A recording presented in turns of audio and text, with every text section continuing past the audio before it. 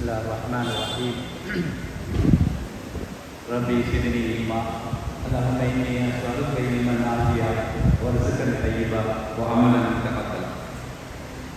வல்லவரை போற்றி புகழ்ந்தவராக கருவிலே காற்பதித்த நாள் முதல் உங்களோடு பேசிக் கொண்டிருக்கின்ற இத்தருணம் வரை என்னுடைய கல்வியிலும் வளர்ச்சியிலும் கூடவே அவருடைய அரவணைப்பையும் பிரார்த்தனைகளையும் சொரிந்து கொண்டிருந்த என்னுடைய தாய் தந்தையர்களை நினைவு கூறியவனாக அல்லாஹும் வரஹம்ஹு.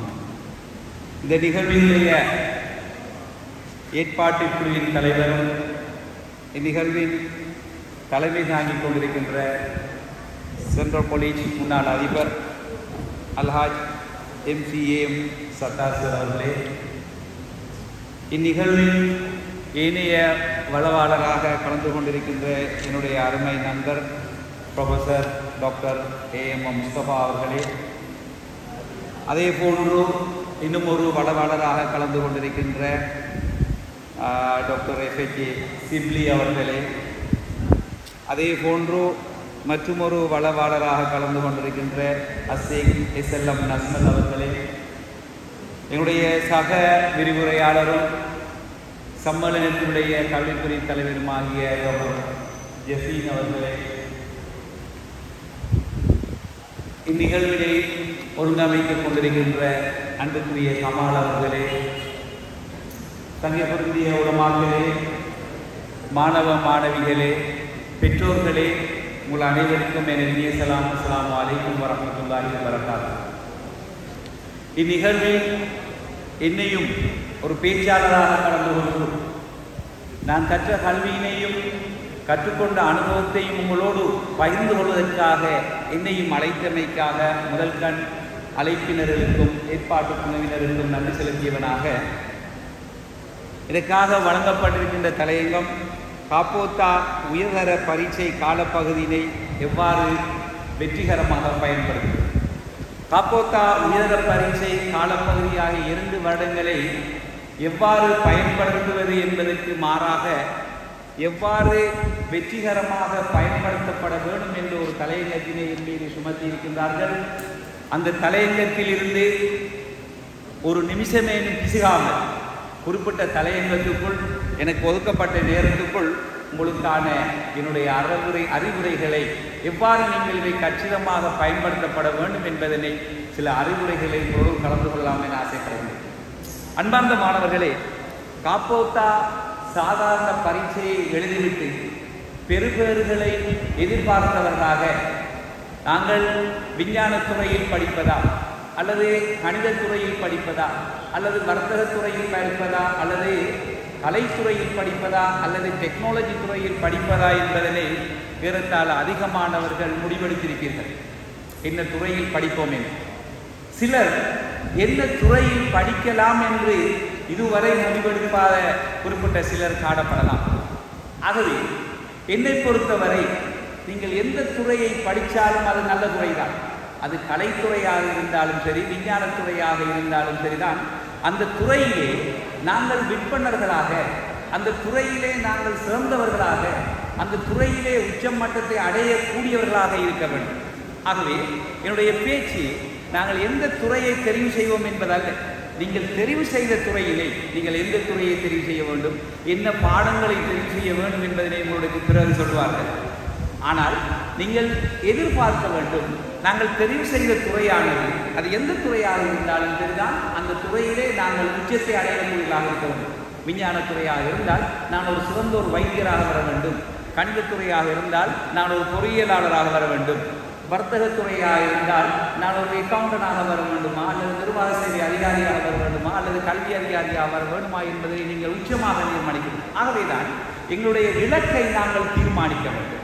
எங்களுடைய 2 வருட இந்த காலப்பகுதியிலே எவ்வாறு செயற்படுவது, என்னென்ன நடவடிக்கைகளை நாங்கள் மேற்கொள்வது, எவ்வாறு எங்களுடைய பயணங்களை நடவடிக்கைகளை ஒழுங்கமைத்துக் கொள்வது என்பது தொடர்பாக ஒரு இலக்கினை நீங்கள் எங்களுக்குரிய இலக்கினை நாங்கள் தீர்மானிக்க வேண்டும். அந்த இலக்கில் இருந்து நாங்கள் ஒரு காலம் சரியக்கூடாது. அந்த இலக்கை நோக்கிய பயணத்திலே எங்களுடைய நடவடிக்கைகள் இருக்குமாக இருந்தால் நிச்சயமாக உங்களுடைய இலக்கை அடைய மாட்டீர்கள் என்று எந்த ஒரு சந்தர்ப்பத்திலும் யாராலும் கூற முடியாது. இலக்கை அடைந்தவர்கள் எல்லாருமே இலக்கை தீர்மானித்து அதை நோக்கிய பயன்படுத்தியவர்கள்.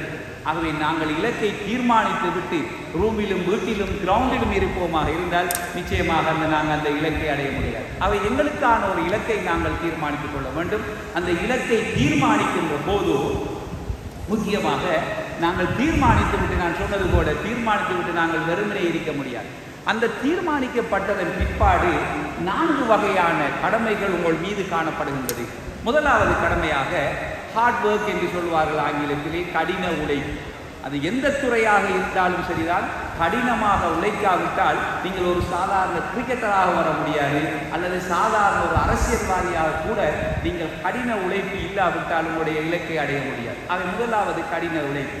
இரண்டாவது, இந்த கடின உழைப்புக்கு மேலதிகமாக கண்டினியூஸ் எஃபர்ட், தொடர்ச்சியான அல்லது தொடரான முயற்சிகளை அல்லது தொடரான எத்தனங்களை நாங்கள் எடுக்க வேண்டும். கண்டினியூஸ் எஃபர்ட் என்று சொல்வார். மூன்றாவது, எங்களுடைய இலக்கானது மிகவும் பெரிதாக இருக்க வேண்டும். ட்ரீம் பிக் என்று ஆங்கிலத்திலே சொல்வார்கள். எங்களுடைய இலக்கு பெரிதாக இருக்க வேண்டும். நாங்கள் படிக்கின்ற போது விஞ்ஞான துறையிலே நாங்கள் ஒரு சிறந்த ஒரு வைத்தியராக வர வேண்டும் என்ற இலக்கு இருக்க வேண்டும். அந்த இலக்கை நோக்கி பயணிக்கின்ற போது நிச்சயமாக அடையலாம் அல்லது அடையாமல் விடலாம். ஆகவே நாங்கள் அடைய மாட்டோம் என்பதை விட நாங்கள் அந்த இலக்கை அடையலாம். அந்த இலக்கை அடைகின்ற போது எங்கள் இலக்கு பெரிதாக இருக்க வேண்டும். மூன்றாவது. நாலாவது விடயமாக, எங்களுடைய இலக்கை அடைகிறதுக்காக நாங்கள் படிக்கின்ற போது அல்லது எங்கள் இலக்கை அடைவதற்காக முயற்சிக்கின்ற போது நான்காவது விடயமாக, don't stagnate for a temporary benefits. ஆகவே பெரிய ஒரு இலக்கை தீர்மானித்து நாங்கள் செயற்படுகின்ற போது தற்காலத்திலே ஏற்படுகின்ற நன்மைகள் அல்லது தற்காலத்திலே ஏற்படுகின்ற பிரயோசனங்களுக்காக எங்களுடைய இலக்கில் இருந்து நாங்கள் தங்கிவிடக்கூடாது. உதாரணமாக, நாங்கள் ஒரு பெரிய ஒரு இலக்காக டாக்டரை நாங்கள் தீர்மானித்திருப்போமா இருந்தால் அது அடைவதற்கு இடைப்பட்ட காலப்பகுதியில் நாங்கள் ஒரு சிறிய ஒரு நன்மைக்காக அல்லது சிறிய ஒரு ஜொப்புக்காக அல்லது சிறிய பண ரீதியான பொறுமதிகளுக்காக நாங்கள் தங்கிவிடக்கூடாது. எங்களுடைய இலக்கிலேயே தொடர்ந்து செயற்பட வேண்டும் என்பதாக அந்த 4 விடயங்களும் காணப்படுகிறது. அந்த 4 விடயங்களும் கடின உழைப்பு, கண்டினியூஸ் எஃபர்ட், ட்ரீம் பிக்காக இருக்க வேண்டும். சில அல்லது சிறிய நன்மைகளிலே நாங்கள் தேங்கிவிடக்கூடாது, தங்கிவிடக்கூடாது. இந்த 4 அடிப்படையான விடயங்களை வைத்து உங்களுடைய இலக்கை வைத்து நீங்கள் செயற்படுகின்ற போது நிச்சயமாக உங்களுடைய இலக்கில் இருந்து நீங்கள் மாறுபட மாட்டீர்கள். ஆகவே கடின உழைப்பு, விடாமுயற்சியை வைத்து நாங்கள் இலக்கை தீர்மானிக்கின்றதாக இருந்தால் நாங்கள் சிறப்பான முறையிலே ஒன்றுதான் எங்களுடைய ஃபோக்கஸ் இருக்க வேண்டும். எந்த விதமான கவன சிதறல்களுக்கு அல்லது எந்த விதமான இலக்கு சிதறல்களுக்கு நாங்கள் இடமளிக்க கூடாது. எந்த விதமான கவன சிதறல்களுக்கும் நாங்கள் ஆளாகக்கூடாது. உதாரணமாக, நீங்கள் பார்த்தீங்களோ தெரியாது, ஆப்பிரிக்கன் சஃபாரி என்ற ஒரு ஆங்கில படம் இருக்கின்றது. அது காட்டு விலங்குகளை பற்றிய படம். பேரத்தால ஒரு மணித்தியாலம் 25 நிமிடங்கள் இருக்கின்றது. காட்டு விலங்குகளை பற்றிய ஒரு படம், ஆப்பிரிக்கன் சஃபாரி என்ற ஒரு படம். அந்த படத்திலே நாங்கள் எவ்வாறு இலக்கை தீர்மானிப்பது என்பதற்காக நான் அந்த உதாரணத்தில் ஒரு சிங்கத்திடம் இருந்து நாங்கள் எவ்வாறு இலக்கை தீர்மானிக்கின்றது, எவ்வாறு எங்களுடைய கோலை டிட்டர்மைன் பண்ண வேண்டும், எவ்வாறு அடைந்து கொள்வது என்பதற்காக நான் அந்த சிங்கத்தில் இருந்து சில அம்சங்களை பகிர்ந்து கொள்ளலாம் என ஆசைப்படுகிறேன். அந்த சிங்கமானது ஒரு மானை நோக்கி, அது ஒரு மானை வேட்டையாடுவதற்காக அந்த மானை துரத்தி செல்லுகின்றது ஒரு சிங்கம். அந்த மானை துரத்தி செல்லுகின்ற சந்தர்ப்பத்திலே பல மான்கள் கூட்டமாக, கொளுத்த மான்கள் அல்லது சதை நிறைந்த மான்கள் குறுக்கால வருது அல்லது கிராஸ் பண்ணி வருகின்ற போது அந்த சிங்கம் எந்த ஒரு கொளுத்த மானையோ அல்லது சத மானையோ குறிவைக்காது. அந்த சிங்கம் எந்த மான் மீது குறிவைத்ததோ அந்த மானை துரத்தி சென்று வேட்டையாடி தன்னுடைய இரையாக அந்த சிங்கம் ஒரே ஒரு மானை மாத்திரம்தான் வேட்டையாடுகின்றது. ஆகவே எந்த சிதறலுக்கும் அது இடம் கொடுக்கவில்லை. எந்த விதமான வேறு வகையான மான்களையும் அது ஃபோக்கஸ் பண்ணவில்லை. அது எந்த மானை துரத்திக்கோ அந்த மானை துரத்தி வேட்டையாடி அந்த மானை ருசிக்கின்ற ஒரு சிங்கமாக இருக்கின்றது. ஆகவே இங்கே மானை சிங்கம் துரத்துவதல்ல, சிங்கம் மானை பிடித்து சாப்பிடுவதல்ல. அந்த சிங்கத்தினுடைய இலக்கை பாருங்கள். நாங்கள் ஃபோக்கஸ் பண்ணுகின்ற விதத்தை வைத்து நாங்கள் அந்த படத்தை பார்த்து கொள்ளலாம். ஆகவே அந்த சிங்கத்தினுடைய ஃபோக்கஸ் ஒரே ஒரு மானை தவிர இரண்டாவது மானையோ அல்லது இந்த மான் தப்பினா மூன்றாவது மானையோ இந்த மானுக்கு பதிலாக நல்ல தொக்கமான பாப்பம் வேண்டி அந்த சிங்கம் பார்க்கவில்லை. எந்த மானை வேட்டையாடிக்கோ அந்த மானைத்தான் துரட்டி வேட்டையாடுகின்ற சிங்கமாக அந்த சிங்கத்தினுடைய கதையிலே சொல்லுது. அவைகளுடைய இலக்கை நாங்கள் தீர்மானிக்கின்ற சந்தர்ப்பத்திலே பல வகையான கஷ்டங்கள் வரலாம், பல வகையான இடர்கள் வரலாம். நம்முடைய சேர் சொன்னது போல பொருளாதார ரீதியாக வரலாம், அல்லது பல ரீதியாக கவன சிதறல்கள் வரலாம். எந்த விதமான கவன சிதறல் வந்தாலும் எங்களுடைய பெற்றோர்களுடைய எதிர்பார்ப்பை நீங்கள் பார்க்க வேண்டும். எங்களுடைய பெற்றோர்கள் எங்கள் மீது என்ன வகையான எதிர்பார்ப்போடு தூங்குகின்றார்கள் என்று ஒரு முறை நீங்கள் உங்களுடைய தாய் தகப்பனுடைய முகத்தை பார்த்தீர்களா இருந்தால் நிச்சயமாக எங்களுடைய 16 வயதிலே எந்த விதமான கவன சிதறல்களும் வராது. அந்த கவன சிதறல்களான பல ரூபங்களிலே வரலாம். மொபைல் போன் என்ற வகையில் வரலாம், நண்பர்களாக வரலாம், நன்றிகளாக வரலாம், நாடகங்களாக வரலாம், படமாக வரலாம், பார்வையாளர்களாக வரலாம். அவை நான் டீப்பாக என்ன கவன சிதறல்கள் சொல்லவில்லை.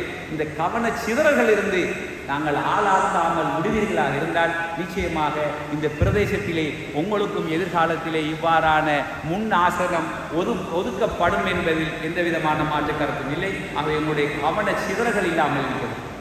நான் படித்த ஒரு ஸ்டோரி அல்லது ஒரு ஹங்கேரியைச் சேர்ந்த ஒரு இராணுவ வீரருடைய கதையை இந்த 4 விடயங்களை வைத்ததாக, எவ்வாறு கடின உழைப்பு, எவ்வாறு எங்களுடைய தொடர்ச்சியான முயற்சிகள், எவ்வாறு எங்களுடைய கனவு காணப்பட வேண்டும் என்பதற்காக நான் படித்த ஒரு கதையை உங்களோடு பரிமாறிக்கொள்கின்றேன். பேசுவதை விட கதைகள் அழகாரி.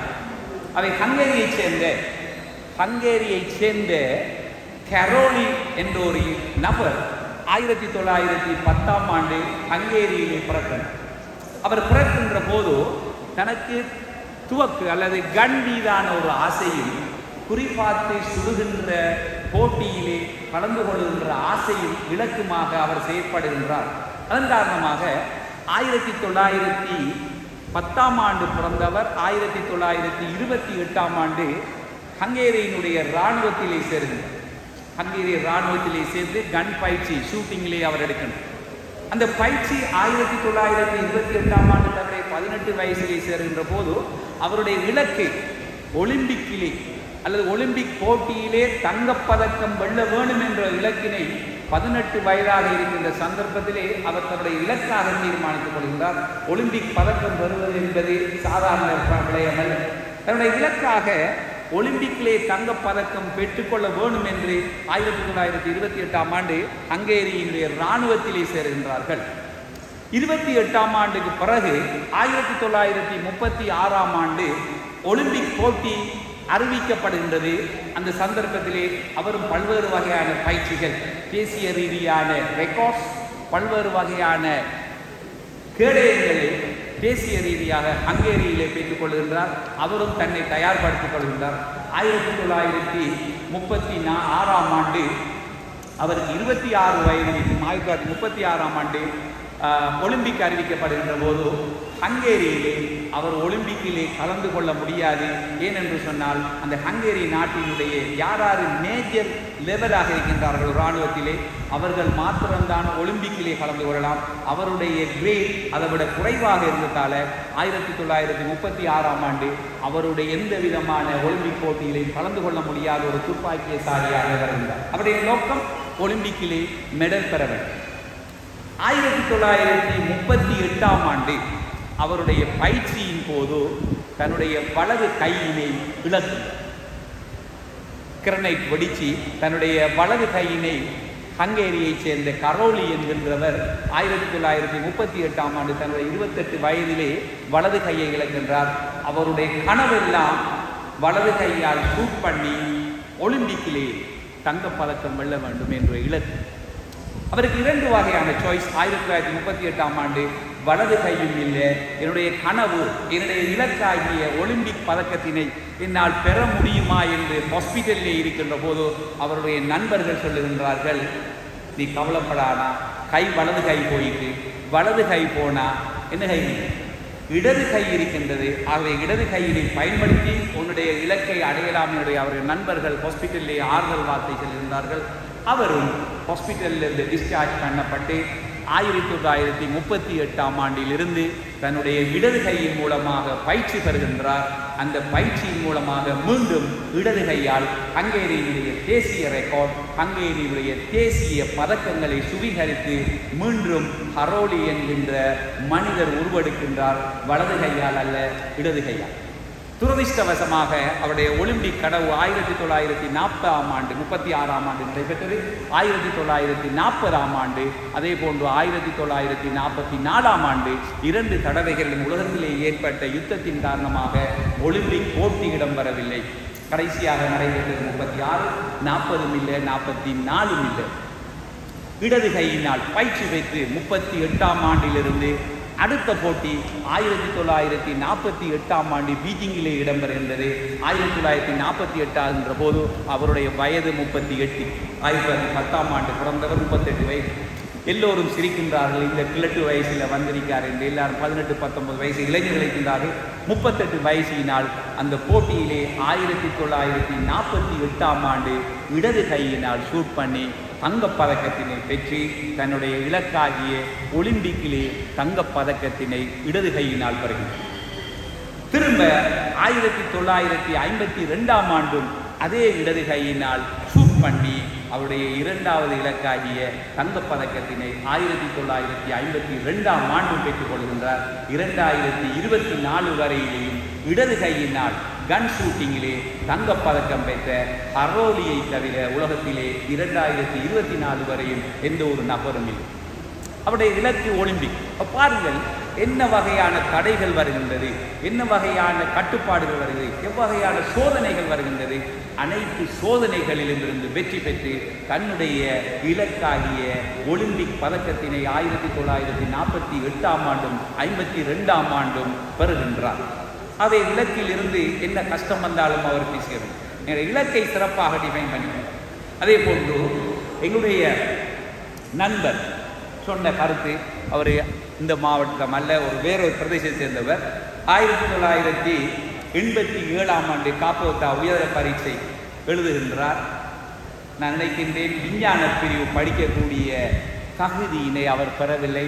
1987ஆம் ஆண்டு அவருடைய நண்பர்கள் எல்லாம் சிறந்த பருவலை பெற்று உயர்தரத்திலே விஞ்ஞானமும் கணித பிரிவிலும் படிக்கின்ற போது அவர்கள் நண்பர்கள் கேட்கின்றார்கள், நீங்கள் என்ன படிக்கிறேன்னு கேட்டோட ஓலவெல்ல குவாலிஃபைடில் அவர் சொல்கிறார், நான் டாக்டர் ஆகிறேன்.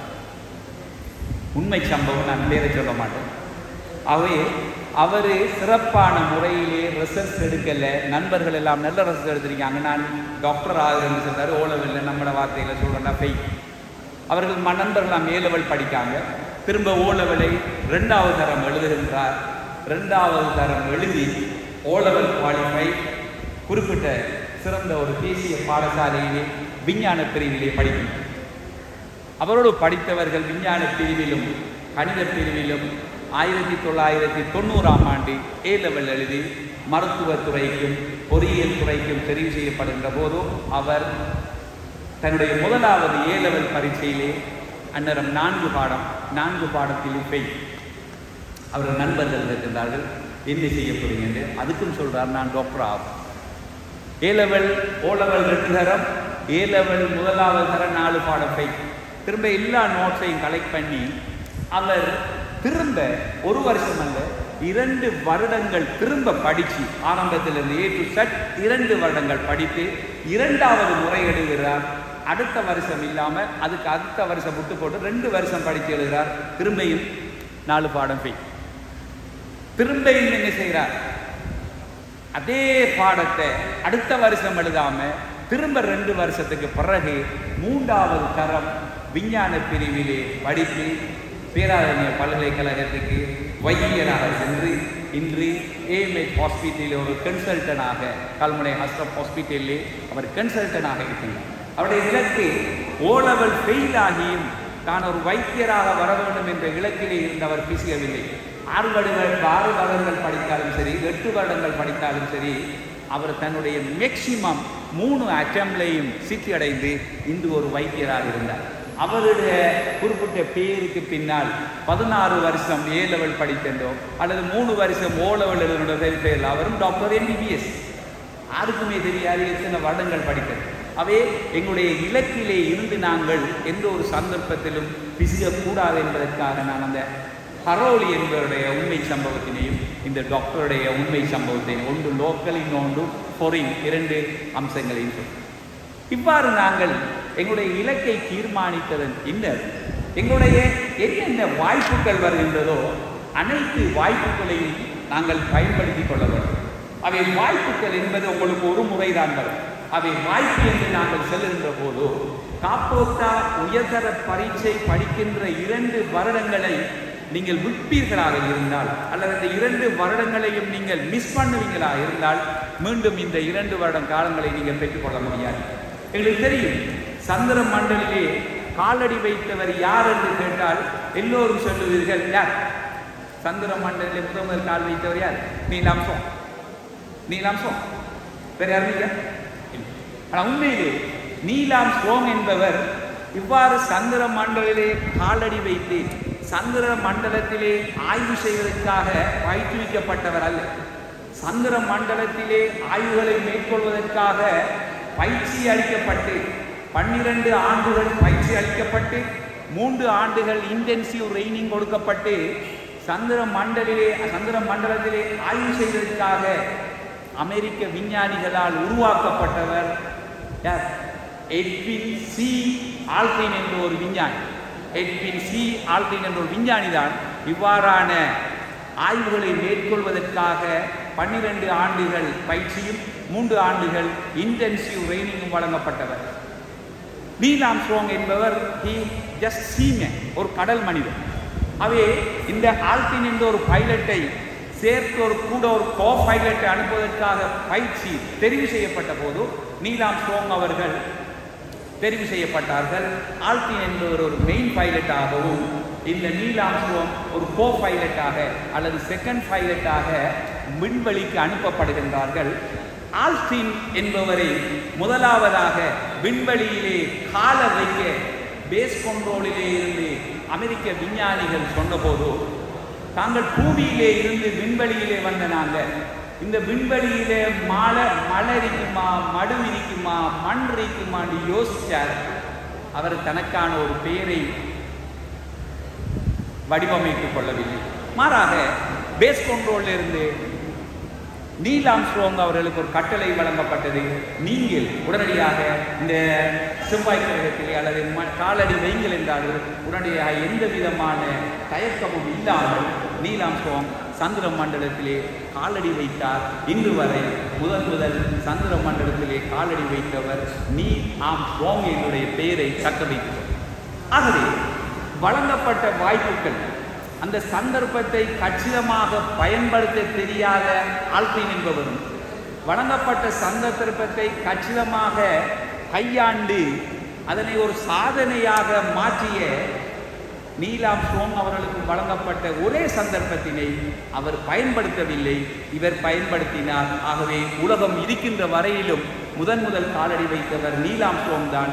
முதல் சந்தர்ப்பம் வழங்கப்பட்டவர் எட்வின் சி ஆல்ட்ரின் என்பவர். அவை தன்னுடைய சந்தர்ப்பத்தை விட்டார்.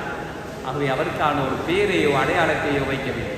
ஆகவேதான் எங்களுடைய இந்த காப்போத்தா உயர்தர காலப்பகுதியானது ஒரு சந்தர்ப்பம்.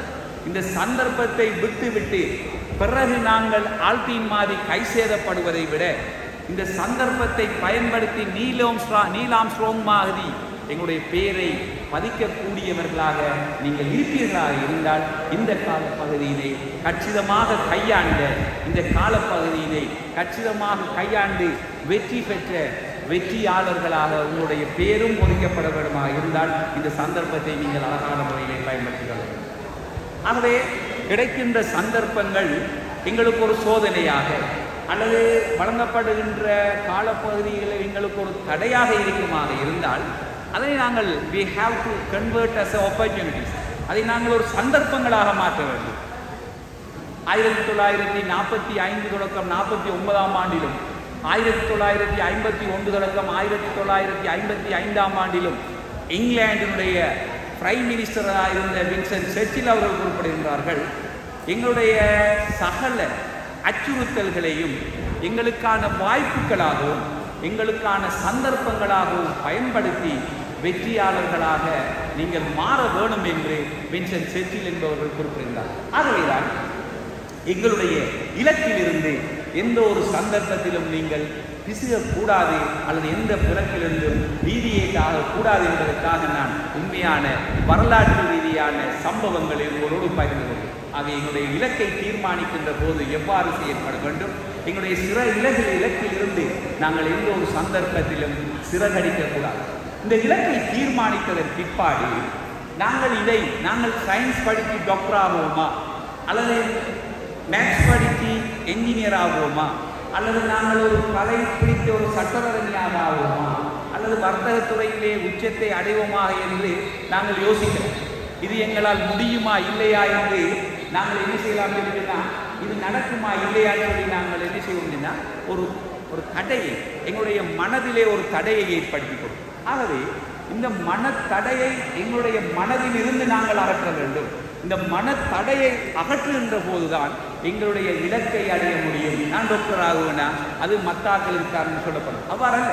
நீங்கள் இங்கு படிக்கின்ற மாணவர்கள் அனைவருக்கும் வழங்கப்படுகின்ற சந்தர்ப்பங்கள் சமனாகிறது. நீங்கள் அனைவருமே மாணவர்கள். உங்களுடைய தகப்பன் ஒரு டாக்டரா, அல்லது உங்களுடைய தகப்பன் ஒரு இன்ஜினியரா, அல்லது உங்களுடைய தகப்பன் ஒரு பேராசிரியரா, ஒரு தகப்பன் ஆட்டா ஓட்டுகின்றவர்களா, அல்லது ஒரு பேமெண்ட் வியாபாரியா, அல்ல, அது அவர்களுடைய ஸ்டேட்டஸ்.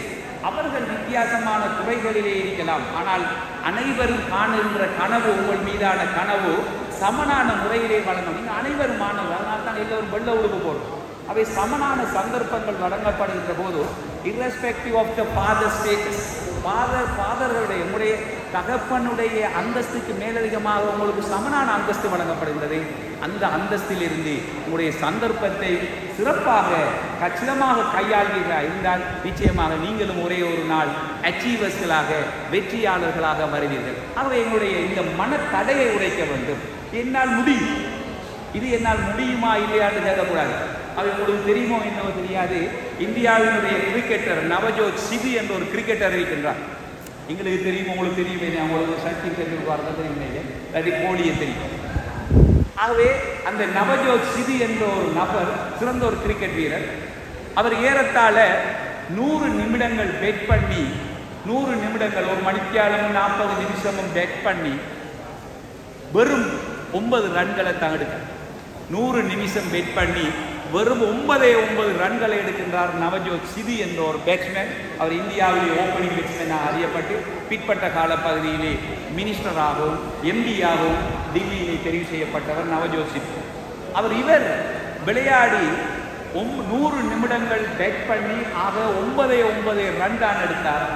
அவரை பற்றி ராஜன் பாலா என்ற ஒரு எழுத்தாளர் அவரை பற்றி எழுதுகின்றார்கள், அடிக்காத அதிசயம் என்று. ராஜன் பாலா அவர்கள் அவரை பற்றி எழுதுகின்றார்கள், அடிக்காத அதிசயம் என்று. எனவே அவருடைய அந்த பேப்பர் கட்டிங்கை கொண்டுட்டு போய் அவர் அப்பா நவஜோத் சிதி தூங்குகின்ற சந்தர்ப்பத்திலே அவருடைய தலையணையிலே கொண்டு வைக்கின்றார். அடிக்காத அதிசயம் என்று ராஜன் பாலாவிலேயே அந்த பேப்பர் கட்டிங்கை வைக்கின்றார்கள். அதை எடுத்து பார்த்தா எவ்வளோ அவமானமாக இருந்துச்சு அவருக்கு.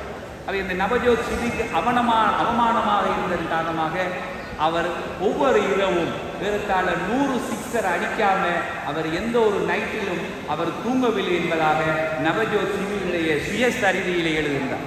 அவை பாருங்கள், இது என்னால் முடியுமா இல்லையா என்று அவருடைய மனத்தடையை உடைப்பதற்காக நவஜோத் சிதியுடைய வாழ்க்கையை நாங்கள் பார்க்கின்ற போது எங்களால் முடியும். அதே போன்று ஐரோப்பாவிலே டான்சிக் என்ற ஒரு மாணவர் பல்கலைக்கழகத்துக்கு தொடர்ந்து பிந்தி வரக்கூடியவராக இருந்தார். பல்கலைக்கழகத்திலே டான்சிக் என்ற ஒரு மாணவர் தொடர்ந்து லேட் கம்பர், பல்கலைக்கழகத்துக்கு தொடர்ந்து பிந்தி வாராளாக இருந்தார். வழமையாக இவரும் யூனிவர்சிட்டிக்கு பிந்தி வாரார். அவருடைய பேராசிரியர் 2 சூத்திரங்களை, 2 ஃபார்முலாக்களை ஒயிட் போர்டிலே எழுதி வைத்திருக்கின்றார். டான்சிக் என்பவருடைய பேராசிரியர் வழமையாக வார மாதிரி அந்த கடப்பால வந்து அவர் பின்னுக்கு இருந்து அவரும் அதே ஃபார்முலாவை எழுதி போறார். அவருக்கு என்னன்னு தெரியா, ப்ரொஃபஸர் சொன்னது என்னன்னு தெரியா. அவர் லேட் ஆகி வந்தார். அவர் லேட் ஆகி வந்து 2 வாய்ப்பாடுகளையும் எழுதி வைத்து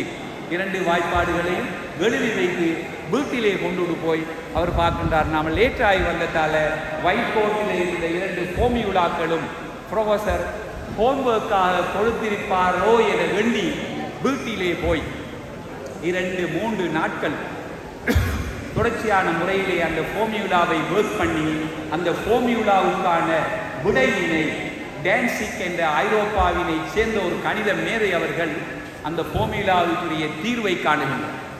இவர் லேட்டாகி வந்ததன் காரணமாக அவருடைய பேராசிரியர் என்ன சொன்னது அவருக்கு தெரியாது.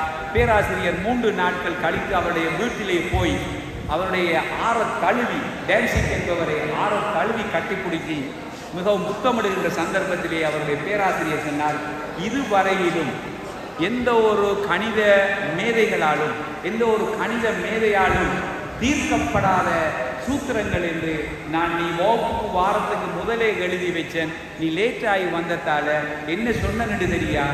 அவர் ஹோம்ஒர்க்கு நினைச்சு வீட்டை போய் 3 நாள் மல்லு கட்டி தன்னுடைய மனக்கதையை உடைத்து தீர்க்கப்படாத ஃபார்முலாக்கள் தீர்க்கப்படாத அந்த சமன்பாடுகளுக்கான தீர்வினை டான்சிக் என்பவர் கண்டுகொள்கின்றார். எந்த விதமான கணிதமானவர்கள் வகுப்புக்கு ஏழியாவாரமானவர்களை விட அவருக்கு படிப்பித்த ஆசிரியர்கள் காணாத விடையினை டான்சிக் என்பவர் அந்த சூத்திரங்களுக்கான விடையினை காணுகிறார்.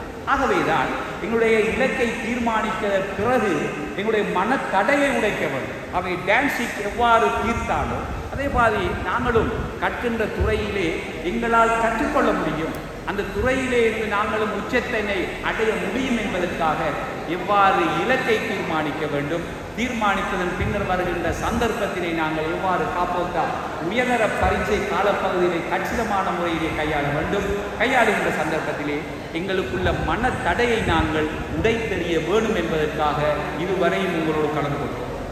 அதே போன்றுதான் நாங்கள் பெறுகின்ற கல்வியானது எங்களுடைய நிச்சயமாக இந்த காலப்பகுதியிலே நாங்கள் பெறுகின்ற கல்வியானது ஒழுக்கத்தோடு கூடிய கல்வியை நாங்கள் பெற வேண்டும். நாங்கள் எவ்வாறு டாக்டராக இருந்தாலும் சரி, என்ஜினியராக இருந்தாலும் சரி, அல்லது ஆசிரியராக இருந்தாலும் சரி, அல்லது ஒரு விரிவுரையாளராக இருந்தாலும் சரிதான், என்னை பொறுத்தவரை ஒழுக்கமற்ற இவ்வாறான பதவிகளை அலங்கரிப்பதை விட அவர்கள் அலங்கரிக்காமல் இருப்பதுமே. ஆகவே எங்களுடைய ரசூல் ஸல்லல்லாஹு அலைஹி வஸல்லம் அவர்களுக்கு அவருடைய சந்ததியினருக்கு முற்பட்ட கல்வியினையும் ரசூல் ஸல்லல்லாஹு அலைஹி வஸல்லம் அவர்களுக்கு பிற்பட்ட சந்ததியினருக்குமான கல்வி அறிவினை இறைவன் அல்லாஹு தஆலா அவர்களுக்கு கொடுத்தார். எந்த ஒரு சந்தர்ப்பத்திலும் குர்ஆனிலோ ரசூல் ஸல்லல்லாஹு அலைஹி வஸல்லம் அவருடைய கல்வியை பற்றி கதைக்கவில்லை. ரசூல் ஸல்லல்லாஹு அலைஹி வஸல்லம் அவருடைய ஒழுக்கத்தை அகலாக்குவதை பற்றி தான் குர்ஆன் அதிகமான இடங்களிலே பேசுகின்றது. அவருடைய பண்பாடுகளை பாருங்கள். நபியே நீங்கள் அழகிய முன்மாதிரிகளோடு உடைக்கப்பட்டீர்கள், நபியே நீங்கள் அழகிய கல்வியோடு காணப்படுகின்ற குர்ஆன் சொல்லவில்லை. அதை நாங்கள் பெறுகின்ற கல்வி வெறும் கல்வியை அலங்கரித்து பட்டங்களை பெறுகின்ற கல்வியில் எந்த விதமான பிரயோஜனமும் இல்லை. ஒழுக்கத்தோடு கூடிய கல்வியை நாங்கள் பெற வேண்டும். அவ்வாறு ஒழுக்கமற்ற கல்வியை நாங்கள் பெறுவதில் எந்த விதமான அர்த்தமும் இல்லை. அந்த கல்வி நாங்கள் பொருள் சார்ந்த கல்வியை தான் நாங்கள் படித்துக் கொண்டிருக்கின்றோம். பொருள் சார்ந்த கல்வி என்பது எங்களுடைய மூளையின் தாக்கத்தின் காரணமாக பட்டங்களையும் பதவிகளையும் அலங்கரித்து தெரிவதுதான் உண்மையாகவே பொருள் சார்ந்த கல்வி. நாங்கள் இஸ்லாமியர்களாக இருக்கின்ற நாங்கள் அவ்வாறான கல்வியிலே ஒரு காலம் நாங்கள் ஃபோக்கஸ் பண்ணக்கூடாது. நாங்கள் பெறுகின்ற கல்வி ஒரு உளவியல் ரீதியாக எங்களுடைய இதயத்திலே இருந்து தாக்கம் செலுத்துகின்ற கல்வியாக இருந்தால் அது அறம் சார்ந்த கல்வியாக இருக்க வேண்டும்.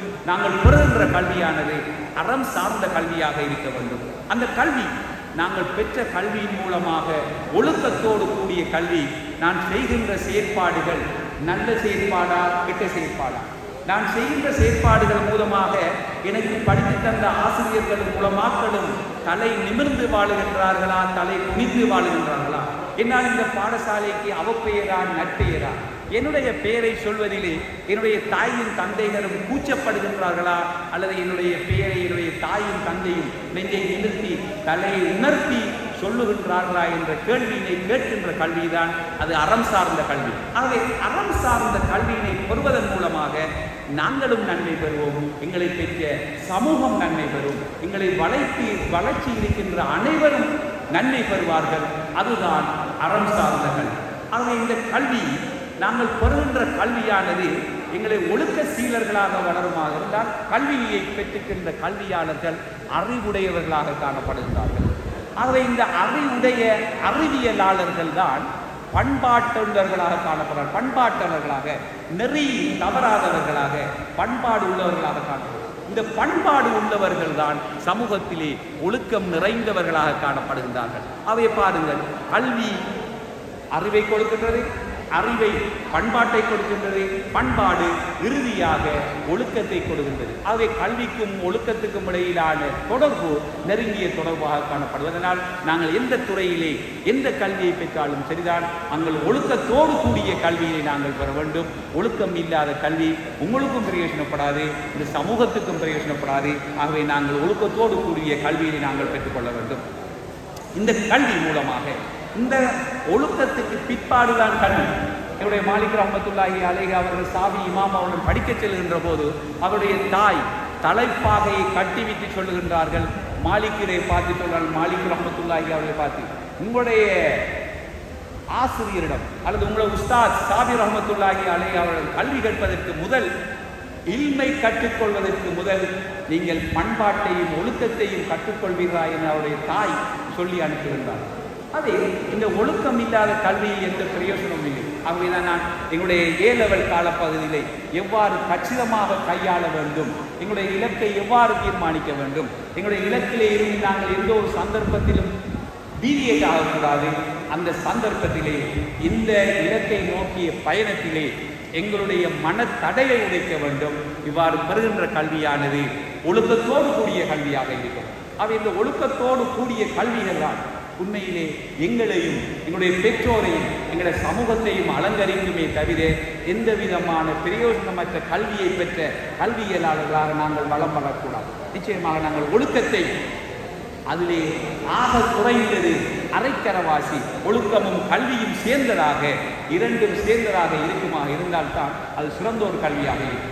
அவை நான் பேசி முடிப்பதற்கு முன்னர் இந்த ஒழுக்கத்தோடு சேர்ந்ததற்காக ஒரு கணித பேராசிரியருடைய ஒரு சம்பவத்தை மாத்திரம் நான் சொல்லி விடைபெறுகிறேன். கணித பேராசிரியர் இந்த கவராயத்தை பற்றி குறிப்பிடுகின்றார். அவை இந்த கணித பேராசிரியர் கவராயத்திலே காணப்படுகின்ற கூர் எவ்வளவு ஸ்ட்ராங்காக நேர்த்தியாக அந்த கவராயத்தினுடைய கூறு நிற்குமோ அதன் அடிப்படையிலே நாங்கள் வரைகின்ற அனைத்து வட்டங்களும் நேர்த்தியாக அழகான வட்டங்களாக வரும். அவை கவராயம் அங்கும் இங்கும் ஃப்ளெக்சிபிளாக, கவராயம் அங்கும் இங்கும் நேர்த்தியாக இல்லாமல் முன்னுக்கு பின்னுக்கு வருமாக இருந்தால் நாங்கள் வரைகின்ற வட்டமும் ஒழுங்காக வராது. அதை நாங்கள் வரைகின்ற வட்டம் பட்டங்களும் பதவிகளும், நாங்கள் வரைகின்ற வட்டம் பதவிகளும் பட்டங்களும் எங்களை சிறப்பாக அலங்கரிக்க வேண்டுமாக இருந்தால் நாங்கள் ஒழுக்கம் என்ற அந்த கவராயத்தினுடைய கூரை ஒழுங்கான முறையிலே நேர்த்தியாக நிமிர்த்தி வைத்து வரைகின்ற பட்டங்களும் பதவிகளும் எங்களுடைய உயர் பதவிகளும் நேர்த்தியாக இருக்க வேண்டுமாக இருந்தால் கவராயத்தை போல் ஸ்ட்ராங்கான முறையிலே நாங்கள் நிமிர்த்தி வரைகின்ற வட்டமாக இருக்க வேண்டும். ஆகவே நான் இதுவரையிலே உங்களோடு வழங்கப்பட்ட 30 நிமிடங்களில் ஒரு நிமிடம் கூட நான் மேலதிகமாக எடுக்க வேண்டும். ஆகவே எங்களுடைய இந்த காலப்பகுதியினை காப்போத்தா உயர்தர காலப்பகுதியினை கச்சிதமான முறையிலே சிறப்பான முறையிலே கையாண்டு எங்களுடைய வாழ்க்கையும் சிறப்பான எங்களுடைய நான் மோதிய வசனத்திலே நான் முதல் ஓதிய வசனத்திலே நான் சொன்னேன் என்ன, எங்களுடைய கல்வியானது பயனுள்ள கல்வியாக இருக்க வேண்டும். ரசூல் ஸல்லல்லாஹு அலைஹி வஸல்லம் பரமுறை பயனற்ற கல்வியிலிருந்து துஆ செய்திருக்கிறார்கள். நாங்கள் பெறுகின்ற கல்வியானது பயனுள்ள கல்வியாக இருக்க வேண்டும். இல்லை பயனுள்ள கல்வியை பெறுவதன் மூலமாக, பயனுள்ள கல்விதான் நாங்கள் பெறுகின்ற கல்வி மூலமாக மற்றவர்களும் பயனடைய வேண்டும். அவை நாங்கள் பெறுகின்ற கல்வியின் மூலமாக நாங்கள் மாத்திரமல்லாது எங்களுடைய சமூகமும் பயன்பெறுகின்ற கல்விதான் உண்மையாக பயனுள்ள கல்வி. அந்த பயனுள்ள கல்வியை பெற்ற சமூகமாக எங்களுடைய ஆசிரியர்களுக்கும் பாடசாலைக்கும் மதரசாக்களுக்கும் பெற்றோர்களுக்கும் கற்குணிவை தலை குனிவை ஏற்படுத்தாமல் அவர்களை தலை உயர்த்தி என்னுடைய பிள்ளைகள் தான், என்னுடைய மாணவர்கள் தான் எங்களை சுட்டி காட்டக்கூடிய ஒழுக்கத்தோடு கூடிய கல்வியை பெற்ற சமூகமாக நீங்கள் அனைவரும் வெளியிட வேண்டும். நான் பேசிய பேச்சுக்களிலிருந்து நேற்றைய பொழுதை உங்களுடைய அனுபவமாகவும் இன்றைய பொழுதை நிச்சயமாகவும் நாளைய பொழுதை உங்கள் நம்பிக்கையோடும் எதிர்கொண்டு சிறந்த உங்களுடைய இலக்கை அடைவதற்கு இறைவன் அருள் புரிவானாக என கேட்டு விடைபெறுகிறேன்.